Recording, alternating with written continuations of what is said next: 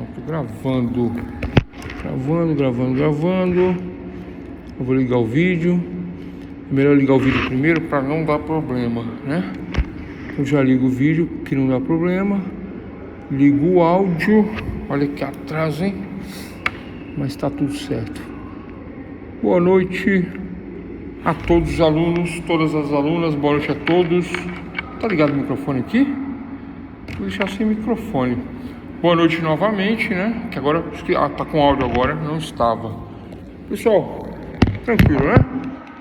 Vamos iniciar nossa quarta aula de teoria geral do processo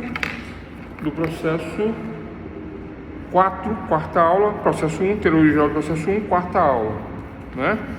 E hoje eu não vou ser repetitivo, né? Por conta do atraso também, por conta de tudo, né? Mas não posso deixar de falar que ontem falamos da verdade real, formal, lealdade processual, né? Que é a urbanidade, né? E boa-fé, oralidade, e paramos na economia processual.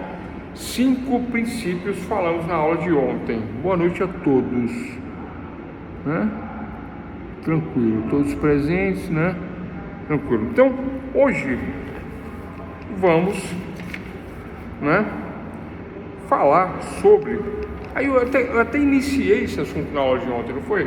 Eu até comentei na aula de ontem sobre a autotutela, né? Ontem nós comentamos sobre a autotutela, não foi isso mesmo? Né? Tranquilo. A autotutela, a autoproteção, né? O exercício das próprias razões, exercer, né, as próprias razões dentro de qualquer situação de fato, né? Um fato jurídico, um fato relevante para a sociedade, mas ao invés de acionar o poder do Estado, a tutela do Estado, a proteção estatal, né, diante da pretensão resistida do outro lado, ao invés de, né, resolver amigavelmente, né, eu parto para tomar aquilo que eu acho que é meu, né? Fiz um negócio, vendi o veículo, era para receber em 4 vezes, recebi a primeira e não recebi mais, nem a segunda, nem a terceira, nem a quarta, nada. E aí eu vou lá e tomo o veículo, não é? Mas eu não tomo numa boa. Eu vou lá e parto para agressão, não é? Qual é o nome do crime? Quando eu tento exercer essa autotutela, essa autoproteção, né, que nós não admitimos no processo, não podemos admitir essa autotutela, porque a autotutela, esse poder de coerção, esse poder de coação, ela é reservada, esse poder ele é reservado ao Estado, né? Então a autotutela, número 1, autotutela, né? A autoproteção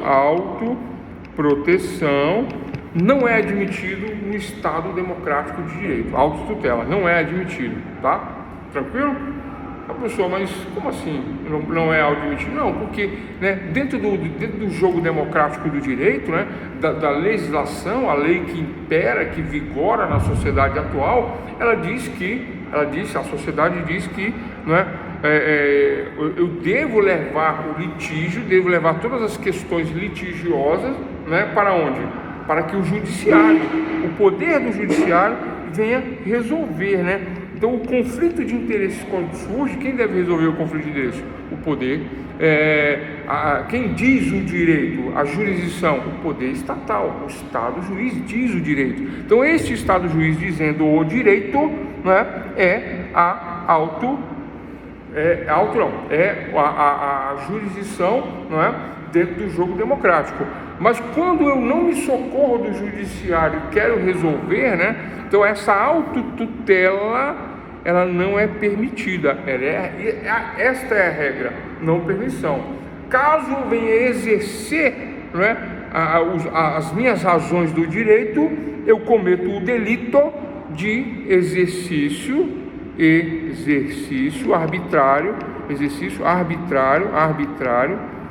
que é um delito, que é um crime, das minhas próprias razões, tranquilo?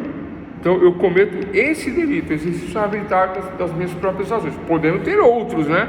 Então se eu parto para agressão, eu posso cometer, por exemplo, crime de lesão corporal, né? Se eu sustento uma arma de fogo, né, eu posso fazer o crime, eu posso estar com crime de ameaça, até de ameaça contra a vida. Eu posso até responder uma tentativa de homicídio se eu vier disparar arma de fogo, né, além do exercício arbitrário das próprias razões, né?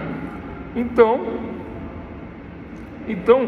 doutores e doutoras, dentro da jurisdição, né, dentro dessa autotutela, né, a forma de composição dos litígios. Qual é a forma de composição dos litígios? Né? Eu me socorrer da jurisdição, eu me socorrer do Estado juiz, né, em busca da tutela, em busca da proteção. Nós já falamos isso na primeira aula, né? Hoje eu estou acrescentando que a autotutela não é permitida e ponto nesse assunto. A autotutela não é permitida, né? O Estado deve agir, né? Tranquilo? Bom, aí olha só, há exceção para essa regra da autotutela? Sim, a exceção é a legítima defesa, né? Porque o Estado ele não tem condições de estar presente em todos os locais. O Estado não tem condições de colocar um agente de polícia, um policial, né, armado, um policial penal, um policial civil, um policial militar, geralmente o militar que faz a contenção, né, que faz a guarda, a patrulha. Então este policial, ou até mesmo a guarda civil, mas o Estado não tem condições de colocar um para cada pessoa. Não tem condições. E não havendo condições de resguardar nosso direito patrimonial, direito à vida ou qualquer outro direito, né? Não havendo essa possibilidade, o que acontece? O Estado abre uma exceção dentro do Código Penal chamado legítima defesa, dizendo que, né, caso você seja surpreendido, né, imediatamente a provocação, né, do autor do fato, do criminoso, e aí você numa situação em que você somente vai se defender, né, então ele vem armado, invade a sua residência, pula o muro, né, aponta a arma para você, para a sua família e chega a fazer disparos de arma de fogo. E aí você corre, saca a sua arma dentro da sua casa e, em atitude imediatamente à provocação da vítima, você reage a esse assalto. Você reage. Legítima defesa é o caso, né, é a exceção que, né, de permissão, a exceção, a autotutela, né, a permissão para a autotutela, a exceção para a autotutela é a legítima defesa. Existem outras, mas vamos ficar nessa aqui, né? Vou falar de mais uma então, né? Vamos lá. Outra maneira, né, que não é a legítima defesa, né, é quando o policial, por exemplo, está agindo no exercício da sua função rotineira, corriqueira, né? E ao se deparar com uma quadrilha, ou com uma dupla, ou com um assaltante, né, ele tenta repelir o delito de furto, de assalto, né, ali, e ele dá voz de prisão, voz de contenção, mas aquele que está do outro lado não se intimida com a presença da polícia, não se intimida com a voz de prisão, e ele reage, ele saca a sua arma e dispara contra a polícia. Então a polícia dispara de volta, né, mesmo assim, né, de forma moderada, tentando repelir, né, a agressão contrária, mas um dos disparos vem a matar o criminoso, aquele que comete o crime em flagrante, delito de roubo, né, e ainda por cima dispara contra a polícia. Qual é o crime aí, pessoal? Né? O policial matou o criminoso que estava agindo em flagrante e reagiu aos disparos da polícia. Qual é o crime? Bora lá, vamos lá, pessoal, vamos acordar aí, vamos participar, né? Qual o crime, né? Este crime que, né, tem um crime de roubo e o policial mata o criminoso que está agindo em flagrante delito, né? O crime seria de homicídio, né, do policial. Então o que acontece? O pessoal está falando homicídio, né? Em tese, sim, mas existe a excludente de antijuridicidade ou a excludente do homicídio, não por conta de uma legítima defesa, porque não é uma legítima defesa, né? Ali é o Estado, na pessoa do policial, coagindo, repelindo um flagrante e, né, por conta da situação, né, que provocada pelo próprio agente criminoso ao reagir, né, e aí ele é alvejado e morto. O que acontece? Existe, né, o exercício legal da função, né, e nesse exercício legal da função, que não é uma legítima defesa, é uma outra excludente aí da antijuridicidade, que vai determinar que o policial não cometeu aí um homicídio por conta de agir, né, na sua função. É isso, mais ou menos isso, né? Ele está no cumprimento do dever legal. Obrigado aí, obrigado, Lawrence, né? Ele está no cumprimento do dever legal, que é o que fala a lei. Tranquilo? Estava procurando essas palavras. Então fechamos essa questão da autotutela aí, com 2 exceções, tem uma terceira, né? Mas vamos fechar isso daí. Ponto. Agora vamos para a autocomposição. Vamos lá. Com o início do processo, né? Existe o processo inicia, o processo, né? Os atos processuais caminham, mas chega uma hora antes da decisão lá no final, né? Lembrando que o processo é um conjunto de atos que nos levará a uma sentença. Mas antes dessa sentença, lá antes do final, há possibilidade. Lembra que eu falei? Eu quero separar. Não, foi outro exemplo que eu dei ontem, né? Minha vizinha tem uma árvore e a árvore dela tem manga, abacate. E o abacate cai no meu quintal, cai nas minhas. Cai no meu quintal, cai na minha casa, cai folhas, cai abacate, né? E aí eu fico chateado, vizinha, vamos cortar essa árvore aí. Aí ela vem para mim e fala assim: não, deixa aí, a natureza, não pode cortar árvore, não pode, não, deixa aí, né? Ô vizinha, mas está muita folha, muito abacate caindo aqui, qualquer hora quebra meu telhado, quebra minha casa. Aí ela fala: procura teus direitos. Aí eu vou e entro na justiça. Acontece? Acontece. Muito, inclusive, né? Aí eu entro na justiça. Quando chega lá no fórum, aí a vizinha vem toda boazinha: mas você entrou mesmo, né? Bastava falar que eu tirava, né? Mas estamos aqui, né? Vamos conversar na frente do juiz agora. Aí eu falo assim: quer saber de uma coisa, juiz? Vizinha, vamos embora, eu vou tirar essa ação aí e deixa pra lá. Quero mais mexer com isso não. Qual o nome desta situação? Existem 3 situações para a composição dos litígios, da luta, da litis, né? Dessa questão processual. Existem 3 situações em que eu posso, antes de chegar na sentença, fazer uma autocomposição. Anotem a palavra autocomposição. Número 1, renúncia. Número 2, reconhecimento jurídico do pedido. E número 3, transação. Eu não estou fazendo um acordo com a vizinha porque eu teria que entrar lá na frente do juiz e fazer um acordo. A primeira é renúncia. Eu simplesmente vou embora e retiro a ação, né? E aqui o exemplo não ficou muito bom, mas é isso, uma renúncia, né? Eu renuncio, eu falo que eu não quero mais. Eu sou dono da ação, sou autor e eu renuncio. Faço uma renúncia ao meu direito material violado. Qual é o meu direito material? Não ter sujeira, não ter problema, não ter invasão no meu quintal. Mas eu acho que não vai sair na conversa e entro no judiciário. Qual é o direito material violado? Né? O direito aí a ter o meu quintal, né? Aquela questão, isso acontece na prática, pessoal. Na prática vai parar no juizado. Na prática são questões, né, bem pequenas que nem deveriam ir para a justiça. Mas aí eu falo: você quer saber? Eu renuncio o meu direito. Aí eu digo para o juiz que eu não quero mais saber, renuncio o meu direito e ponto. Então, dentro da autocomposição, número 1, renúncia. Ok? Tranquilo? Fácil, né? Número 2, eu entro com essa mesma questão no fórum, no juizado, né? Brigando lá para cortar a árvore. Número 2, aí quando ela é intimada, a pessoa, meu vizinho, minha vizinha, ela fala assim: realmente a árvore passa para o lado de lá. Realmente tem essa questão, né? Ele está pedindo só para cortar a árvore. Aí ele entra com o pedidinho dizendo assim: olha, reconheço o direito material do meu vizinho violado, reconheço que a árvore realmente ultrapassa os limites do meu muro, da minha residência.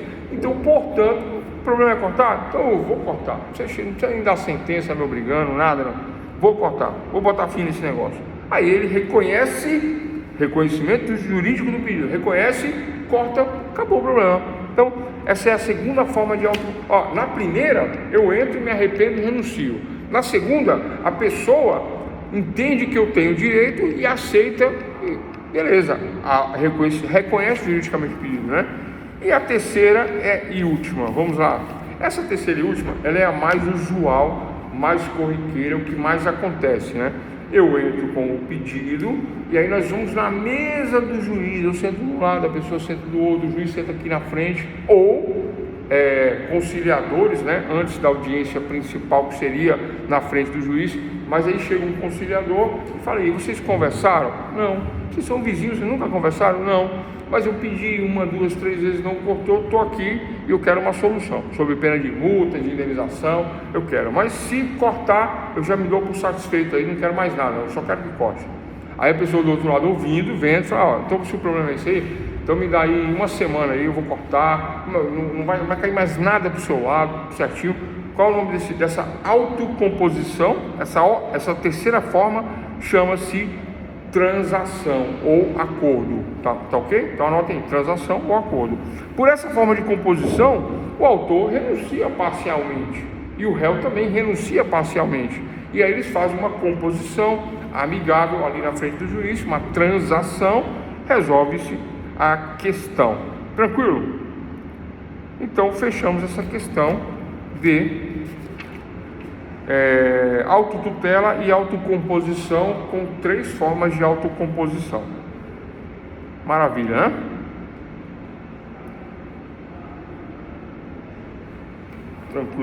Tranquilo. Pessoal, conceito de jurisdição, eu já passei na primeira aula, né? Jurisdição é uma palavra que eu divido em 2, que é o direito, né? Dito por quem? Pelo Estado juiz. O Estado juiz diz o direito, né? Através de quem? O juiz, né? O juiz diz o direito. Falamos também do direito no espaço, no tempo, né? Então, né, que seria um ponto da aula de hoje, mas nós falamos na primeira aula, né? Mas olha só, né? Uma das finalidades, o objetivo do juiz dizer o direito no final do processo, né? Lembrando que o processo é um conjunto de atos que nos levará a uma sentença. Quem diz a sentença? O Estado juiz. Então, uma das finalidades do Estado, quando o juiz diz a sentença, e eu falei nas outras aulas, é a pacificação social. Se existem 2 pessoas em litígio, em luta, em litígio, em conflito, quando o juiz dá a sentença, ele promove a paz social. Então, é uma das características, uma das finalidades da jurisdição, paz social. Número 2, justiça. Então, então, primeiro, pacificação social, e segundo, justiça, trazer justiça, né? Mas quando que eu trago a justiça? Quando que é justo? Quando eu trago critérios de justiça para a sentença, analisando todos os atos, vendo, né, a narrativa com evidências, a narrativa com provas, né? Então essa questão, aí eu trago aí a justiça. Então, primeiro, pacificação social. Segundo, realização da justiça, né?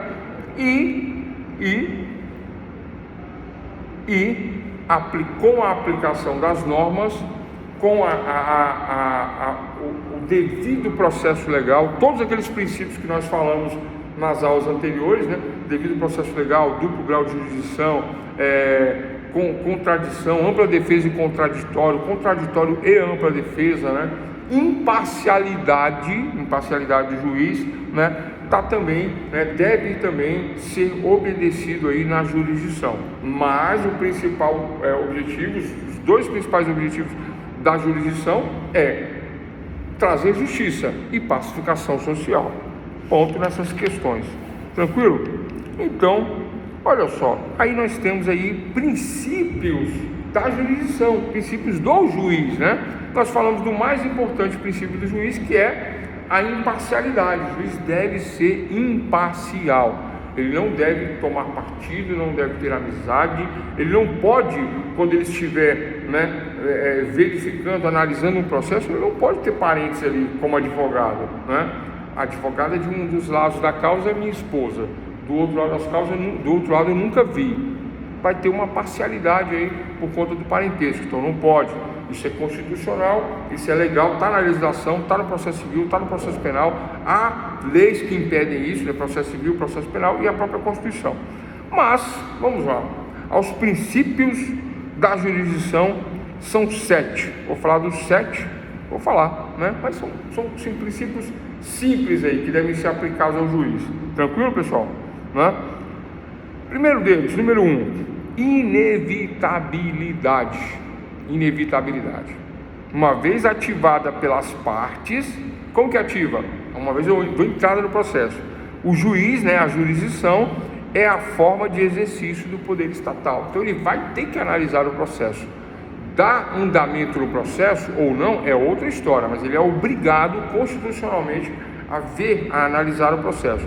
A questão da procedibilidade é uma outra aula no módulo 2, que a gente vai ver como funciona a questão da procedibilidade, que a procedibilidade ela respeita as condições da ação, é uma aula de condições da ação, mas caiu com o juiz, ele tem que dar andamento, ele tem que cumprir, né? E ele não pode evitar as partes, ele tem que dar andamento. Então é inevitável que ele dará a tutela executiva, verificando e analisando o pedido. Então é inevitável, né? Número 1. Número 2, indeclinabilidade. É preceito constitucional que diz que nenhuma lesão de direito deixará de ser apreciada pelo Poder Judiciário. Olha só, a inevitabilidade, né, diz que uma vez ativadas pelas partes, o juiz vai analisar. A indeclinabilidade caiu na mão do juiz, ele além de ter que ser obrigado a analisar, né, existe a questão da prerrogativa constitucional, ou seja, a Constituição fala que o juiz deve analisar, né, deve observar, né, o conflito de interesse provocado, né? Então ele vai analisar, vai verificar. Aí, nesse ponto de indeclinabilidade, existe uma coisa que nós chamamos de pedido imediato. Imediatamente eu peço contra o juiz, logo que eu dou entrada na inicial, imediatamente eu peço contra o juiz, pedido imediato, que ele receba a ação. Esse é o pedido. Se ele receber, aí eu vou para o segundo ponto, pedido mediato. Agora que Vossa Excelência recebeu a ação, quero que seja o mediador do conflito. Pedido mediato é o segundo pedido, mas o primeiro pedido é contra o juiz para que ele receba. Está nesse princípio da indeclinabilidade. Número 3, investidura. O que é o princípio da investidura da jurisdição? Tem a ver com aquilo que eu falo sempre, né? Ali não é uma pessoa, ele ou ela, né? O homem ou a mulher. A investidura é vamos dizer assim, a investidura é o Estado, né, que investe de poder de jurisdição, dizer o direito, poder, uma pessoa. Então, esta pessoa investida do poder jurisdicional é ele que vai dizer o direito. Mas é uma pessoa que diz o direito? Não. Quem diz o direito? O Estado juiz. Esta pessoa investida deste poder diz o direito. É isso, a questão da investidura. O que mais? Número 4, indelegabilidade. Número 4. Pessoal, quando cai lá na vara, processo, tem 30 pessoas trabalhando na vara. 30, 20, 30, tem 30. Aí dizem que tem um escrevente responsável pelo processo, que lê tudo, que faz tudo, que dá até a sentença. Dizem, né? Que tem juiz que nem lê, dizem. Mas isso não é verdade, né? Porque existe a indelegabilidade. A jurisdição é investida, né, do poder estatal, e o juiz tem sim que ler, analisar, né, averiguar todas as questões, né? Outras questões de juntada de documentos, certidões, acompanhamento, né? Um parecer externo, né? Pode ser feito pelos assessores. Claro que existem outras assessorias também que facilitam o trabalho do juiz, mas a sentença, né? Leituras de peças importantes, isso é indelegável, né? Indelegabilidade é o quarto princípio. Tranquilo, pessoal? Não se delega esse poder do Estado. Por último, quinto, vamos lá, 5, inércia. A inércia já falamos várias vezes, o juiz fica paradinho lá, ele fica parado, ele está na janela do fórum, o juiz, tomando um cafezinho, olha lá. Aí acontece um homicídio na frente do fórum, bem na frente, e ele é juiz criminal. O que o juiz vai fazer? Vai fazer uma acusação? Vai chamar o pessoal da polícia e vai falar, prende lá e traz aqui que eu já prendo ele agora em flagrante. Não. O juiz não pode fazer isso. Como cidadão ele pode, né? Chamar a polícia e tudo, né? Como cidadão, pode até ser uma testemunha, né? Se for o caso. Mas não é isso, não é assim que funciona, né? O princípio da inércia diz que o juiz, a jurisdição tem que ficar parada, ele não pode se mexer. Quem vai atuar, né, no crime, no delito, na provocação do juiz é a sociedade, com seus advogados, né, ou com a defensoria, ou com o Ministério Público, ou com o delegado de polícia, provocando o juiz que está inerte, que está parado. É isso o princípio da inércia. Né? Hoje eu estou sendo mais breve, estou sendo abreviando os princípios, por quê? Porque nós já falamos disso na primeira, segunda e terceira aula, nós falamos com detalhes disso, né? Então agora eu vim só arrematando, só fechando essa questão da inércia, né? Indelegabilidade, investidura, indeclinabilidade, inevitabilidade, que tem a ver, né, um com o outro, né? Então é isso, a inércia da jurisdição, não é isso, né? Depende de provocação das partes. O juiz é meu vizinho e eu quero me separar. Aí ele ouve a conversa e fala assim: vou abrir uma ação de separação para eles. Pode? Claro que não, né? Ele tem que ficar inerte, quem tem que abrir sou eu. Eu contrato um advogado e entro com o pedido de divórcio. Inércia da jurisdição. O juiz sempre é inerte. Sexto, penúltimo, aderência. Olha só, pessoal. Aderência. Esse princípio da aderência, ele está vinculado àquela questão territorial que nós falamos na primeira aula, territorial, né? Aquela questão territorial, né? O que acontece, né? É uma questão simplesinha, né? Tudo que cai na minha área de juiz, na minha área de atuação, tudo que cair dentro aqui de Planaltina, Distrito Federal, tudo que cair aqui na área do Arapuangas, Distrito Federal, é da minha competência, princípio da aderência. É só isso. O que cai na minha área aqui, onde tem a delimitação do fórum, né? O fórum aqui abrange Planaltina, Distrito Federal, abrange Arapuangas, Distrito Federal, aí tem uma área rural aqui toda em volta, aqui que também abrange toda essa área rural, né? Por aderência, né, por conta desse princípio que tem a ver com essa questão da territorialidade, só isso, né? Então, lembrando, doutores e doutoras, que agora nós estamos falando de princípios da jurisdição, eu já estou falando do sexto, que é a aderência de acordo com a territorialidade, né? Por que isso, né? Princípios são verdades fundantes, a base da jurisdição, de quem diz o direito, tem nesse princípio: o que cair aqui na minha área é meu, se vier aqui no fórum, eu que vou tratar, não vai para outro lugar, ponto, essa é a questão.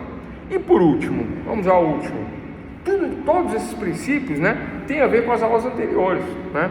O último é o da unicidade, anotem aí, unicidade. Então olha só, por que eu falo que tudo tem a ver com as aulas anteriores? Lembra da teoria de Barão de Montesquieu? Esse é o último princípio para nós finalizarmos. Lembra a teoria de Barão de Montesquieu? Barão de Montesquieu, ele dizia, né? Ele dizia que além, aí ele vem, né, arrematando o pensamento de Adam Smith, arrematando o pensamento de John Maynard Keynes, arrematando o pensamento de John Stuart Mill, né? Liberais da época, liberais, né? Que nós podemos chamar hoje, né, de uma tendência aí, de uma ala da direita, né, dos liberais, né, da época. Então, Barão de Montesquieu vem e diz o seguinte, fala assim: olha, esse regime autocrático, né, autocracia, autopoder, né, esse regime monárquico, né, de uma pessoa só que decide tudo, que faz tudo, esse regime não é bom, né? Mas dentro do regime novo, democrático, parlamentarista, que tem um parlamento que traz ideias do povo, que traz a legislação feita pelo povo, né? E que traz uma constituição que limita os poderes do rei, nessa nova fase, lá por volta de 1879, né? Revolução Inglesa, Revolução Americana, Revolução Francesa. Não teve só essas não, viu, pessoal? Teve várias, mas essas são as que a história conta e que a gente trabalha também em sala de aula, né? Então, por conta dessas revoluções constitucionalistas e limitadoras do poder, né? Que agora limita o poder monárquico. O rei não vai fazer o que quer mais, não. Ele vai fazer de acordo com a Constituição, de acordo com o parlamento que faz a Constituição. Mas aí Barão de Montesquieu falou, mas espera aí, só isso? Acho que ainda pode haver aí um despotismo, né? Pode haver um despotismo. O despotismo é o uso ilimitado do poder. E a gente tem visto algumas coisas assim que acabam acaba no que, pessoal? Acaba numa né? Acaba nisso, né? Acaba numa ditadura. Essa forma ilimitada de exercer o poder, né? Um despotismo. Então, olha só, para evitar isso, o Barão de Montesquieu falou, olha, não basta um parlamento, uma constituição e um rei, não basta. Vamos fazer o seguinte, né? Vamos dividir o poder. O poder é uno. Existe só um poder, pessoal. Qual é o poder? Do Estado. Já falei isso na primeira, segunda, terceira aula. Só que agora nesse princípio da unicidade é isso. O poder estatal ele é uno. Ele é um só poder. É o poder do Estado. Mas, de acordo com o Barão de Montesquieu, para evitarmos o despotismo, essa coisa ilimitada, e cairmos numa ditadura do poder, seja ele do executivo, seja ele do legislativo, seja ele do judiciário, que acontece, poder se meter onde não foi chamado. Qual é a função do executivo? Né? Administrar o orçamento, administrar o país, administrar, né, aí de forma executiva, executar ordens, né? Executar o comando do país executivo. Qual é a função do legislativo? Fazer a Constituição, fazer as normas ordinárias, a legislação especial, etc. Fazer a legislação, né? E representar quem? O povo, o legislativo. E ao judiciário compete julgar as normas já escritas, né? E a intervenção de um no outro? Pode a intervenção de um no outro? Pode, né?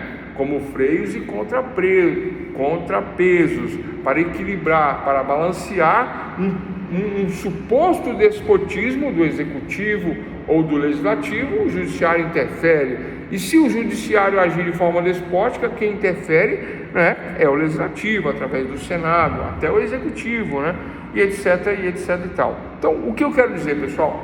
A unicidade se diz, né, referente ao Estado, mas as divisões é para evitar essa questão despótica, ilimitada e de abuso de poder. É isso, a questão da unicidade, né? Eu tenho um poder estatal, aí eu divido para evitar problemas, para facilitar também o controle e para evitar essa questão despótica. Mas e trazendo para a justiça, né? Trazendo para a justiça, o poder judiciário, né? Como que funciona? O juiz, o poder judiciário, aquele que diz o direito, a jurisdição, né? Iuris dictio, né? Quem diz o direito, né? Esse juiz, ele pode dizer qual direito? Ele pode dizer todo o direito, ele é o juiz, ele pode dizer qualquer direito. Ele pode dizer o direito civil, ele pode dizer o direito penal, ele pode dizer o direito tributário, trabalhista. Assim como eu dou aula aqui de teoria geral do processo, que vale para todos os ramos, né? Vale para o civil, vale para o penal, tributário, trabalhista. O juiz também tem essa formação, mas se ele for pegar tudo, ele não dá conta. Então, de acordo com o princípio da unicidade, né, da jurisdição, princípio da unicidade da jurisdição, aí eu começo a especializar o juiz. Olha, então você vai fazer só direito de família, civil, direito de família. Você vai fazer só penal, você vai cuidar só de entorpecentes. Você vai cuidar só de crimes contra o patrimônio, penal. Você vai cuidar somente de previdenciário. Você vai ser um juiz federal previdenciário. Você vai cuidar só de causas que envolvem... Vocês estão entendendo?